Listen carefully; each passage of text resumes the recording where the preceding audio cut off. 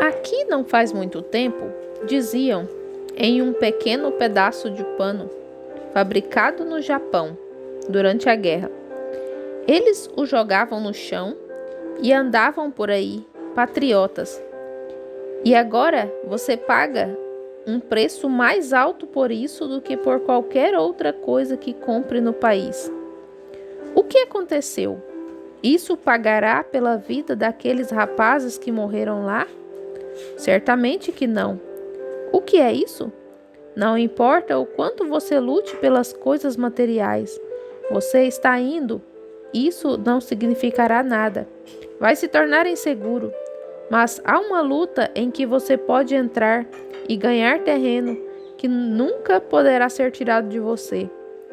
Esse é o sonido do Evangelho, da trombeta da Palavra de Deus, que possui os dons e as promessas que ele deu à igreja. Certamente que sim. Agora, vemos que está dando este som de trombeta. E assim, cada país tenta armar seus moços com a melhor defesa que podem ter. Eu sei que, às vezes, essas armaduras não são fáceis de carregar. Havia um irmão, o Roque, como o chamavam, que vinha para cá e o exército lhe colocava nas costas uma mochila de 90 libras, 40,8 quilos. E isso era quase o peso dele. Eles lhe deram uma pá para cavar um buraco, um rifle e um monte de granadas de mão. E, nunca vi uma mochila como aquela. O pobre coitado mal conseguia se mover. E eles o levavam pela estrada para uma caminhada de 5 milhas, 8 quilômetros. E isso quase o matou. Ele disse: "Para que serve essa bobagem?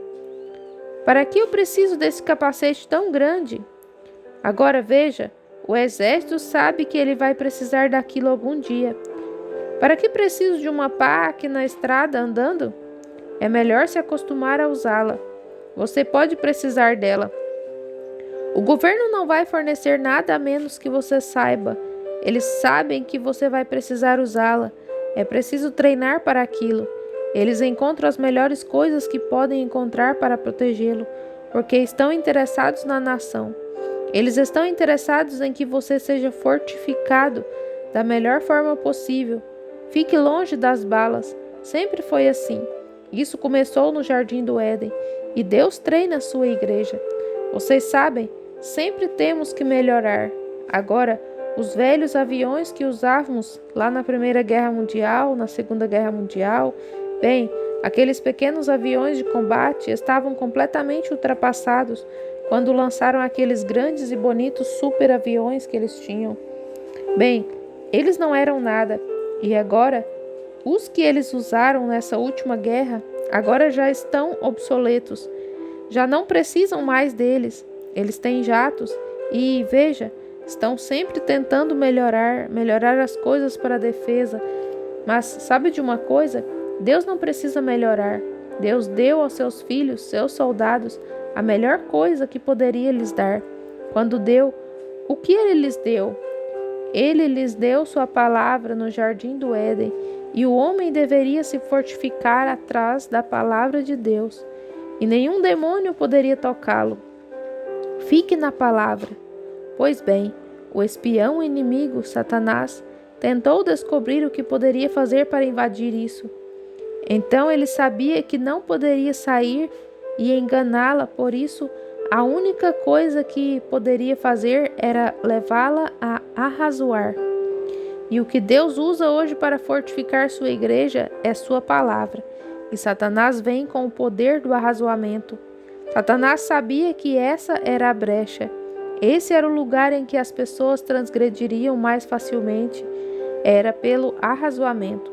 Você diz: "Agora, deixe-me argumentar com você." Seria isso necessário? Se Deus disse que é necessário, é necessário. Mesmo que tenhamos que chorar, fazer um berreiro e fazer tudo isso. Se Deus disse que o batismo do Espírito Santo é necessário, não me importa o quão pesado seja e o quanto do mundo você tenha que renunciar, você terá que usá-lo um dia desses para permanecer vivo. É a única forma de sobreviver. E então, devemos praticar a cura divina quando temos os melhores médicos do mundo? Deus lhes deu a cura divina porque Ele sabe que vocês precisam usá-la. Ele lhes deu os dons do Espírito, e assim que Satanás se aproximou de Eva, ele começou a argumentar com ela. Agora, certamente, Deus não faria isso. As pessoas dizem hoje, não existe tal coisa como o inferno. Muitos deles lhe dizem isso. Vem? Oh, certamente Deus não queimaria seus filhos. Certamente, Ele não queima seus filhos, mas o diabo queimará os dele. De quem você é filho? É o que vem depois. O inferno foi criado para o diabo e seus filhos, não para os filhos de Deus. Nenhum deles vai para lá, isso é certo. Depende de quem você é filho. Agora, Deus deu a Eva e a Adão sua palavra, e Ele nunca a mudou. Ele sempre teve o cristão ou o crente, sua defesa é a palavra. Os céus e a terra passarão, todos os credos passarão.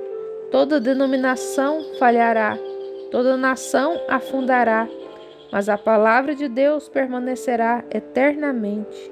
Haverá um tempo em que a estrela da manhã não brilhará mais. Haverá um tempo em que o sol não brilhará e a lua não brilhará e o mundo não girará em sua órbita, mas a palavra de Deus permanecerá a mesma para sempre. Sim, é algo que não pode ser mudado, algo em você em que você pode confiar. É algo certo, que se Deus diz qualquer coisa, é certo que vai acontecer.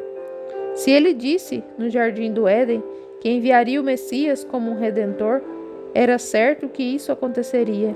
Embora tenham esperado 4.000 anos, mas Ele chegou.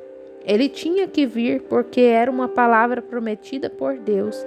Deus prometeu enviá-lo novamente. Ele estará aqui. Não importa quantos infiéis e céticos se levantem, não importa o que façam, o quanto o comunismo se espalhe, Jesus Cristo virá e encontrará uma igreja lavada pelo sangue e a levará em um passeio aéreo até o céu. Por quê? É certo que sim. A palavra de Deus foi quem disse: se tu podes crer, tudo é possível. Isso é certo. Deus que disse isso, e isso não pode se mover. Não pode ser abalado. Deus disse isso.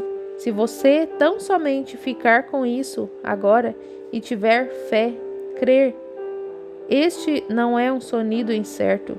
Deus não pode dar um sonido incerto. Os credos podem dar um sonido incerto. As denominações podem pregar um sonido incerto, mas Deus não pode emitir um sonido incerto. E essa palavra é Deus. E nela não há incerteza. Cada partezinha dela é certa. Pois bem, a grande igreja é blindada pela palavra.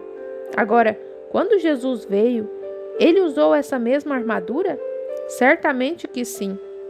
Quando Satanás veio a ele com toda a sua força e disse: se tu és o Filho de Deus, fazes certas e certas coisas.